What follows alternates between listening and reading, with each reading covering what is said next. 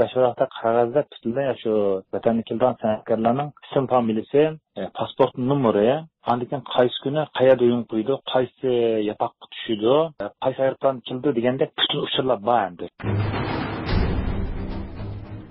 Şu artistlarning kelish uchuni deb tush orqali jamiyatga shundan boshlab yaqinlashishga boshlagan. Nemishqa Stokgolmda o'yin qo'ymaydigan oldida ekskursiyaga qo'ydigan qoldi bu bir sir hozirgacha. Qo'li apchil tamoqqa mahir bo'lganligi uchun Uyg'ur tamoqlarini bu keltirib kelib, kurash Köksal efendimning tomliqtigan. Diqqatinglarda Shvetsiyadagi Xitoy elchixonasiga chetilgan zo'r jasuslik delosi va uning bosh oxiri nomli hujjatlik radio programmasining jasusning tugumas puli mavzuliq 7-qismi. Qutlandin anglawatsizlar. 2009 yilining 4-iyun kuni Stokgolmda yashovchi 62 yoshli Uyg'ur jasus gumondori qo'lga ilinganda uning kiyim shkabidan chiqqan 110 ming shved kroni naqd pul nurg'un kishilarni hayron qoldirgan edi.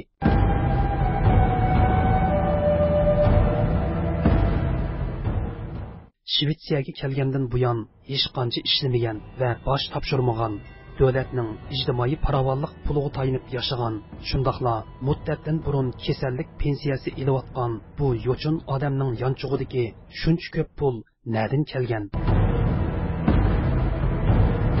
Jasus tutilib 1 yil bo'lmayla Stokgolm shaharlik sud mahkamasi tayyorlagan B89-76-09 nomerli sud xotirasida mundaq bir qo'rqinchli son kishilarni texmo hayron qoldirdi. Uyg'ur jasusning ayni chaqda Xitoy hukumati tomonidan musodara qilingan 7 million yuan puli bo'lgan. Agarda u chet ellardagi Uyg'ur tashkilotlari va ularning g'olliq rahbarlarining uchurlarini Xitoyga ta'minlab bera olsa, Xitoy jasusi Leyda uningga Xitoydan bu pulni olib beradiganligiga va'da bergan. Shvetsiya davlat xavfsizlik xodimlari 62 yoshli Uyg'ur jasus bilan Leyda, ya'ni Xitoy xalq gazetining Skandinaviya ellarida turishliq alohida muxbiri degan nom bilan Shvetsiyada axborot to'playotgan Xitoy ofitserining suhbatini maxfiy anglash jarayonida bu uchurni qo'lga tushirdi. Vid någon tidpunkt så förverkades ularning maxfiy suhbatlari jarayonida intayin zo'r so'madagi pulning gapi diqqatimizni chekdi.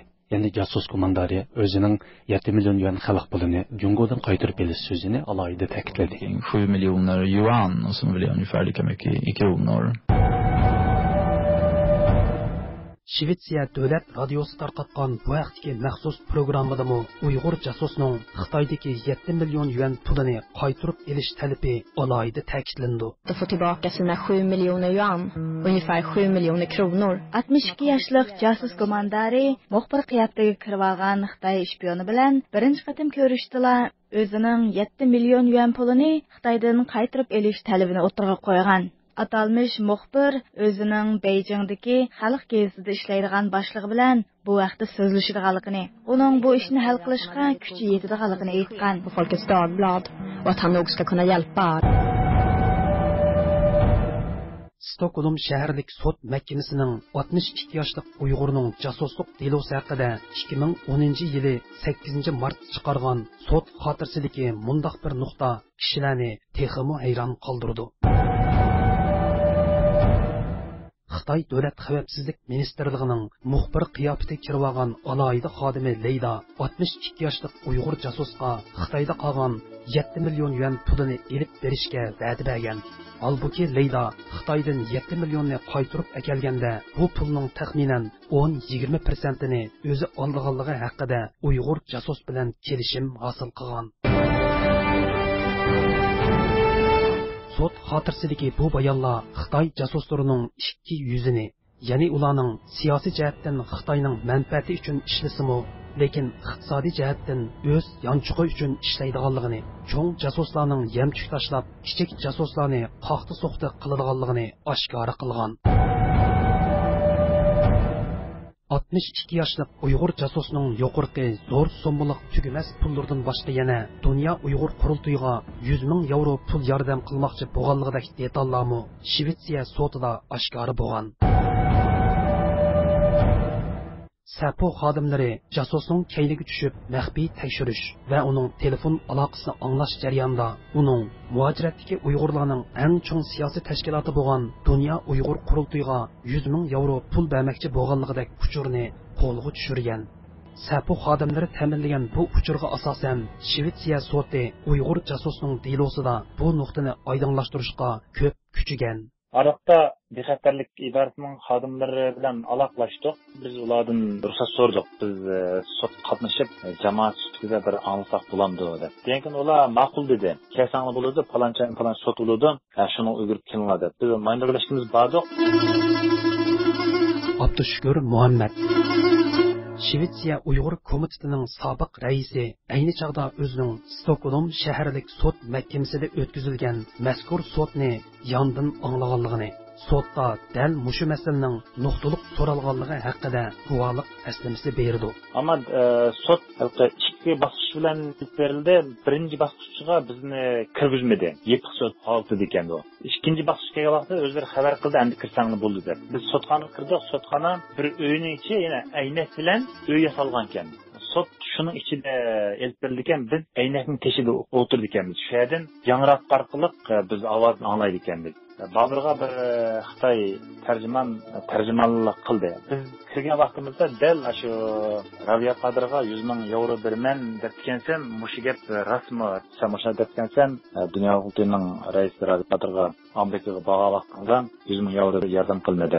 Shu pulni nerdan olmoqchisan, mushi gapning rasmi degan savolni so'rab ekan.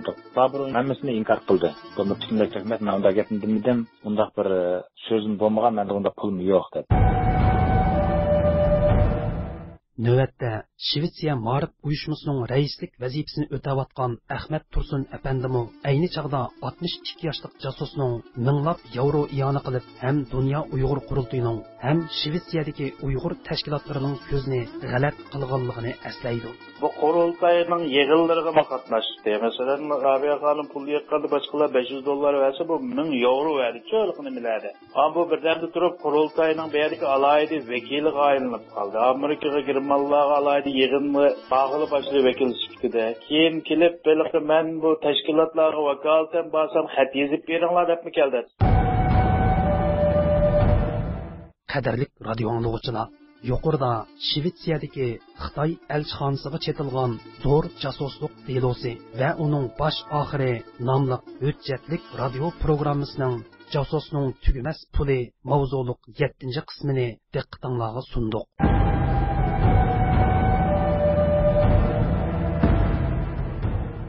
Washingtondan so'zlayapmiz. Programmani Qutlan hozirladi.